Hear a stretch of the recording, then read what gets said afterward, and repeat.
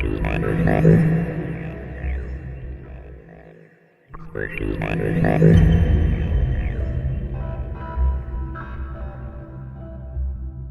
Tag, everybody. My name is Professor Schrodinger, and you might remember me from a very famous experiment in 1935. You know, the one with the pussy? Well, I have found something special to show you, the original box from my original experiment. I haven't seen this thing in decades. Yeah, you might remember that I put the pussy inside. And now we go directly to the video. Thanks for watching und auf Wiedersehen. Now, Kevin.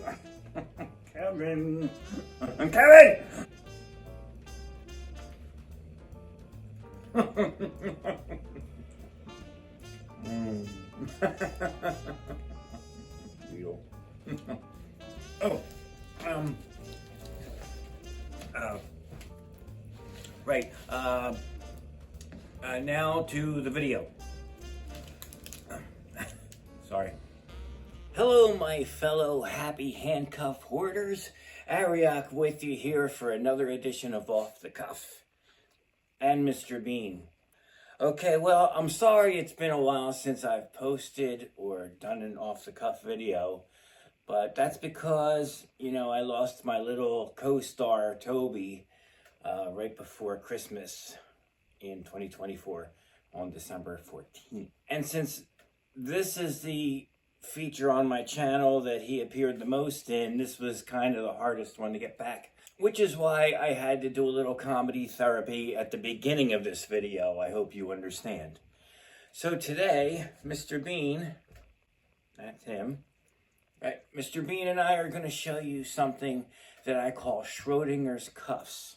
Now, if you've been collecting as long as I have, you accumulate some stories and some pretty wild experiences. And that's what this video is all about. Now, I've done a video on these cuffs before, so please go back in the archives and look it up. The subject is when you see a pair of cuffs and you think you know what it is, and then you get it home or you examine it a little closer and you realize, whoa, this is actually something really unusual.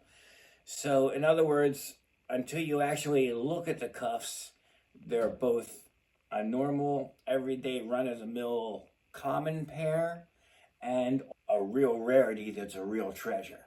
And that's exactly what happened to me. You see, I was walking through the local flea market several years ago. Like I said before, I already did a video on these cuffs. And I saw what I thought were just a regular pair of towers with 3-link chains. So an earlier model. I didn't know if they were the single or double lock because they were just laying in the guy's case like this, and you couldn't really tell anything other than it was a pair of towers. So already I owned about 20 pairs of towers or whatever I have. So I just took a glance down and I said, yo, how much for the cuffs? And he said, I think it was $20. It was something unbelievably cheap that I just couldn't pass up. Even if they didn't work, I figured I could use them for parts or just something to, you know, experiment with. So I plunked down the 20 bucks and it was this pair of Towers cuffs. Now, check it out. From this perspective, they look pretty much identical, right? And I grabbed them and put them in my bag. Didn't even bother looking at them until I got in the car. And when I did, I noticed that they had these little extra what I thought was a rivet on the front. Or an old repair. I had no idea, a little button. And here, it turns out that there's a spring-loaded mechanism in there and what I can only describe as a half of a staple. And I'll show you close-ups of these in a minute. And that allowed the cuff to swing freely, sort of like the patent stop, but maybe a prototype, maybe something before the patent stop, maybe something after, who knows. Now, I don't remember if anyone else has a similar pair of these, but if you do, please drop it in the comments. And while you're there, like and share too.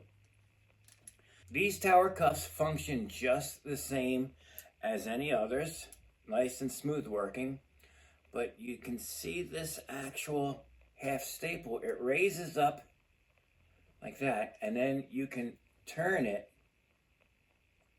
and that piece will drop back in and extend the button.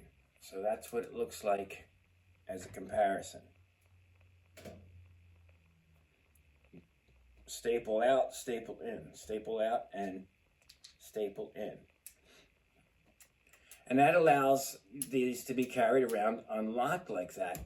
Now they also have the patent dates, you know, the little patent stack that I call it, of dates that are common to towers in the exact same location. So there's no question that these are towers cuffs. But what is the deal with this mechanism? It is so interesting. Okay. Now, I'm going to show you some close-ups of these, like I said. And if you have anything similar, please drop it in the comments. If you know anything of the history, maybe somebody out there has an image of this in a catalog or some paperwork that I'm not aware of. That would be really cool, and I'd really appreciate it if you would include that in your comments. Well, that does it for this week's Off the Cuff. I hope you guys enjoyed it. It's good to be back. And please, don't forget to subscribe, because I'm right on the verge of going to that next level in the YouTube world, if you know what I mean. So I really would appreciate it if you would subscribe, share, and just enjoy the videos, because I really enjoy making them.